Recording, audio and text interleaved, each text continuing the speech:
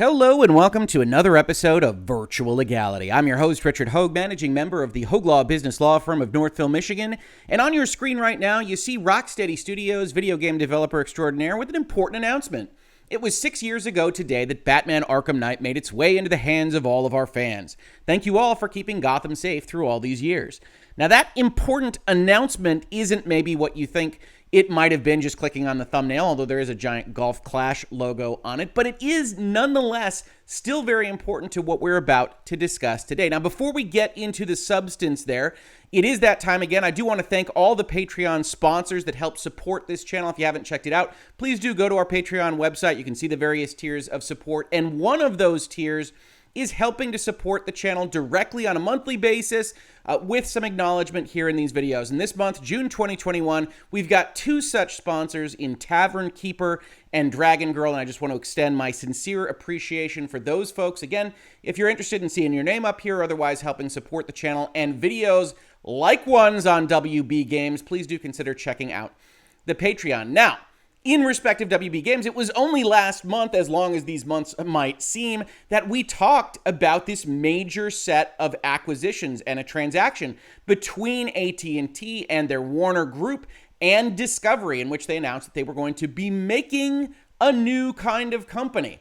Well, how was that described in Axios? That AT&T and Discovery have agreed to create a joint venture that would house WarnerMedia's premium entertainment, sports, and news assets with Discovery's nonfiction and international entertainment and sports businesses. The companies announced on Monday, and this is about the middle of May. The Axios article would then go on to say it's a major course correction for AT&T. And again, check out that earlier video if you want more of the specifics here, but suffice it to say that AT&T is getting out of the content generation business. They're taking those assets, they're putting them into a third company that will still predominantly be under AT&T control, but with some Discovery control added as well, and Discovery executives really running the content creation ship.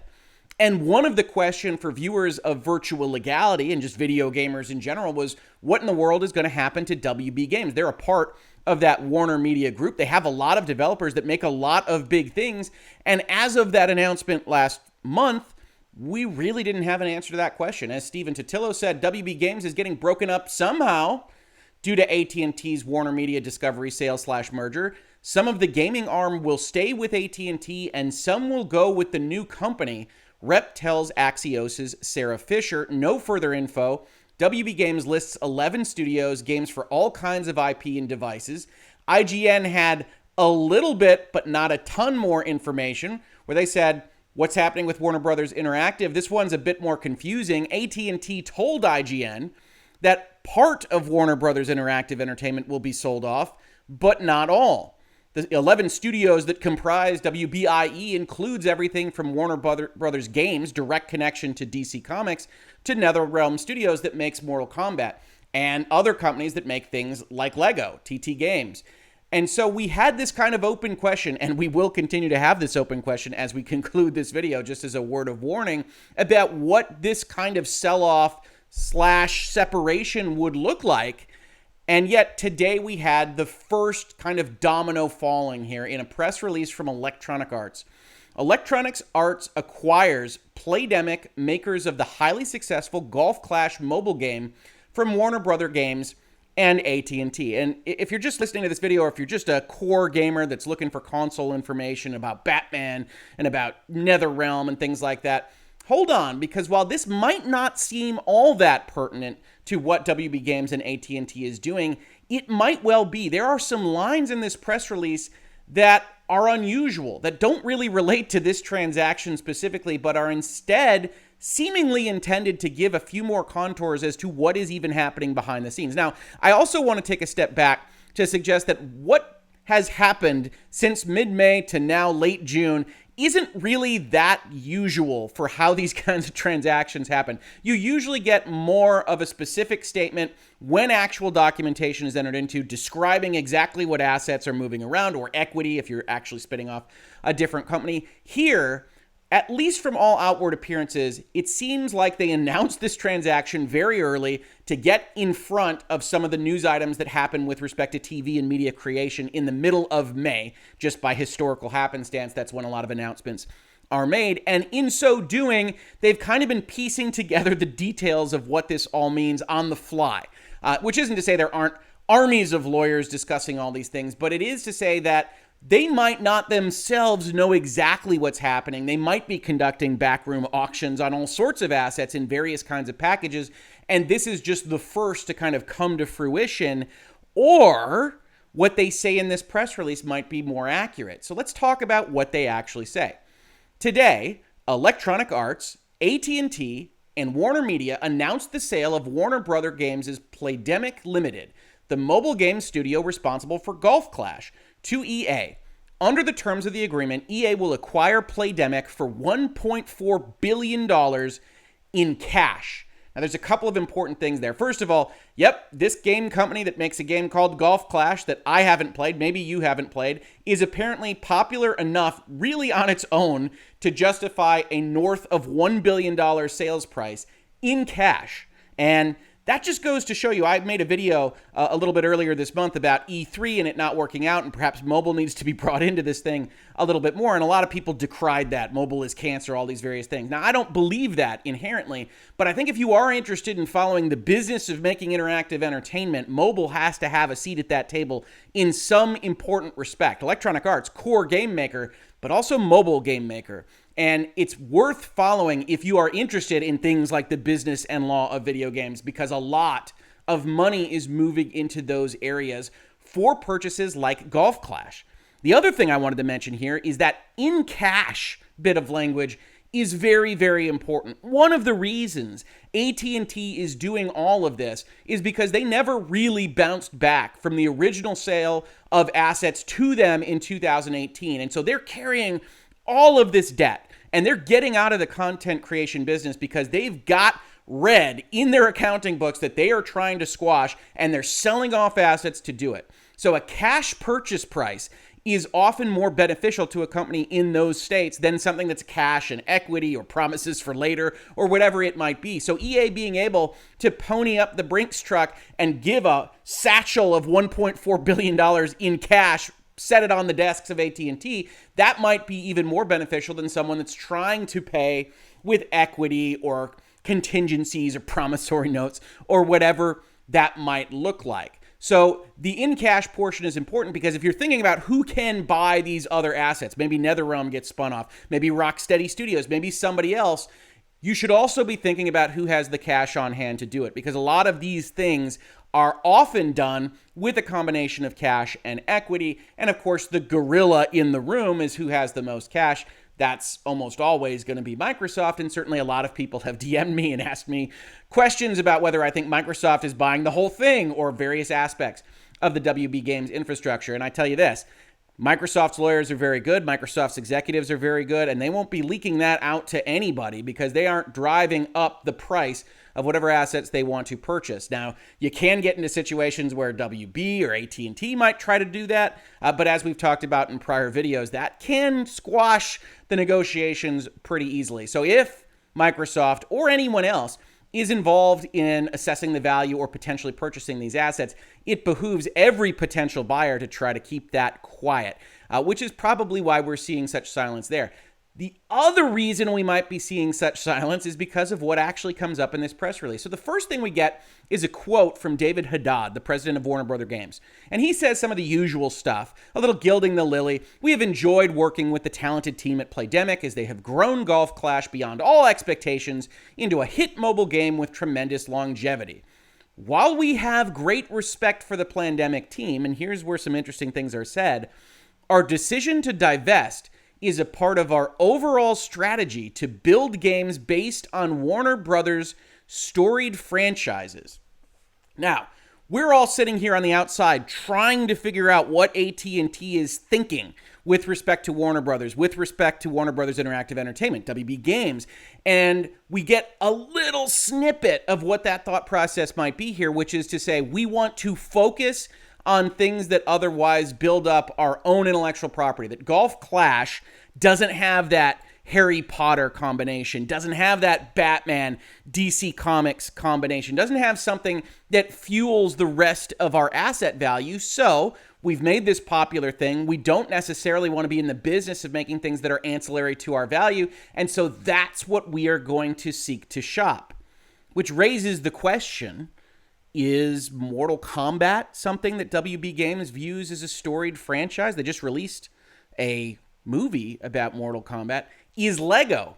Now, Lego isn't traditionally thought of as a big-time combination with Warner Bros. Specifically, although the Lego movies use Warner Bros. Assets and things of that nature. How do they feel about that particular intellectual property? Is TT up for sale?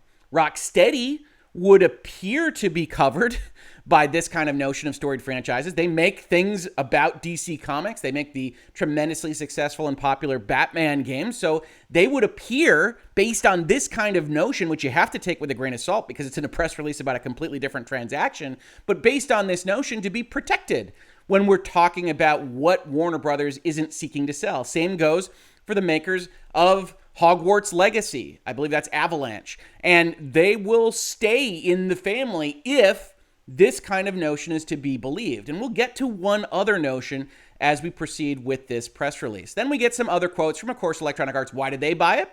Playdemic is a team of true innovators, and we're thrilled to have them join the Electronic Arts family. In addition to the ongoing success of Golf Clash, the talent, technology, and expertise of Playdemic will be a powerful combination with our teams and IP at Electronic Arts. This is the next step, building on our strategy to expand our sports portfolio and accelerate our growth in mobile to reach more players around the world with more great games and content. So, kind of typical, hey, investors, why did we just spend $1.4 billion of your dollars? Here's why. We think that we can use not just Golf Clash to increase revenue, but that the ability of the people that make Golf Clash to bring that into Madden or FIFA or whatever is going to also multiply the revenues that you can expect. Trust us, investors, and that's normal.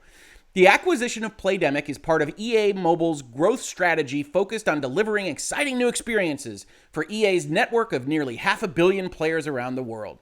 And then we get Playdemic saying, hey, of course, we love to be sold to a brand new parent entity. Great. Joining EA, one of the most successful game companies in the world, is an important next step in our journey. And we are excited to continue to develop both Golf Clash and new titles as part of the EA family. Now, the interesting part of this from a kind of relationship and personnel-based perspective is that Playdemic, to the extent they got money when they sold to Warner Bros. And AT&T. They don't necessarily get money on this angle, except for the equity that they might hold in one of those enterprises. And so this isn't the time when they make all the money. They made all the money to the extent that they did so when they sold out to AT&T and Warner Brothers in the first place. Then we get a random aside. First, you get the normal stuff. The purchase price for the transaction is subject to customary adjustments and will be paid in cash at closing and retained by AT&T, which is interesting in and of itself, right? The parent company here would appear to be somebody in the Warner Brothers family, but it's going all the way up to the main parent, AT&T. Why? Because they're carrying all that debt and they want to avoid a bunch of different transactions to make that happen. So they're going to keep the cash from this sale. And then the following, which I think has been skipped by a lot of the places which have been reading the news out on this. The remaining Warner Brothers games portfolio is included in the recently announced WarnerMedia Discovery transaction and will become part of the combined media and entertainment company after the expected close of that transaction. Now, that has nothing to do with Electronic Arts buying the makers of Golf Clash. This is a little bit of an aside, very similar to our decision to divest as a part of our overall strategy to build games based on Warner Brothers storied franchises, that is suggestive to investors at the AT&T level in respect of this, that we aren't planning right this second, right this moment, to spin off anything else. That the rest of the studios, the people making Hogwarts, the people making Batman, the people making Mortal Kombat, or what have you, are going to go into the Discovery Warner Brothers entity. I think it's called Warner Brothers Discovery in a fit of creativity. And so you should be aware that that's the current plan. It doesn't mean that things can't change, right? This should probably have on it a little forward-looking statements language bit, and it does at the end of this. It says, hey, everything that we say that hasn't happened yet, that's all forward-looking. You can't hold us to it. But right now, as of this moment, this sale is suggested by the language of this press release to be the only one that AT&T and Warner Bros. Is actually looking at doing. Why? I don't know. Because NetherRealm does occasionally make comic books facing fighting games, because Hogwarts is Hogwarts, and because everything else is DC Comics, perhaps. Or perhaps they're just not ready to announce anything that is currently being sought after in their portfolio. Either way, since so many people have asked me, I do think that you should take a release like this and say, this might well be where it ends. Because when you are negotiating a transaction like a joint venture of the size and scope that WarnerMedia Discovery is going to have, and I think it's Warner Brothers Discovery, actually, then one of the things that you actually have to isolate as part of that transaction is what assets are you putting in? Right? You go back to the Axios piece here and you see that AT&T is going to get 71% of the company. Discovery is going to get 29%. All of that is based on some definite understanding of what each side is actually putting into the bucket of assets at this enterprise. And so, yes, there can be a certain amount of ambiguity and unclarity as to what's going to go in there to get my 71%. But at some level, that has to be established, because the reason Discovery is getting 29% and not 40% is because X, Y, Z, and more companies' assets are going into this bucket. And if they were going to be sold to Microsoft or whomever, this number would change. So there has to be a certain amount of understanding between the parties, or that is all going to move around as part of the negotiation. So as this gets closer to fruition, and it might be still a ways away because this appears to have been announced so early, you will start to see a bit more certainty as to where these things are going. And right this second, the most likely answer appears to be that Warner Brothers Discovery is going to take all of these game companies and they're going to make games to increase the value of the other storied franchises of Warner Brothers. To get more understanding, we'll just have to wait and see what happens from here. Thanks again to our Patreon sponsors, Tavern Keeper and Dragon Girl, for June 2021.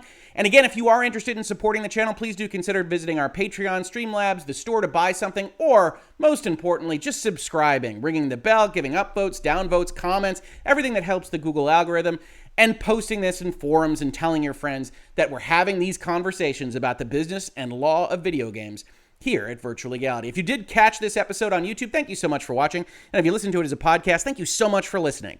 And I will catch you on the very next episode of Virtual Legality. Virtual Legality is a YouTube video series with audio podcast versions presented as commentary and for education and entertainment purposes only. It does not constitute legal advice and does not create an attorney-client relationship. If you have legal questions about the topics discussed, please consult your own legal counsel.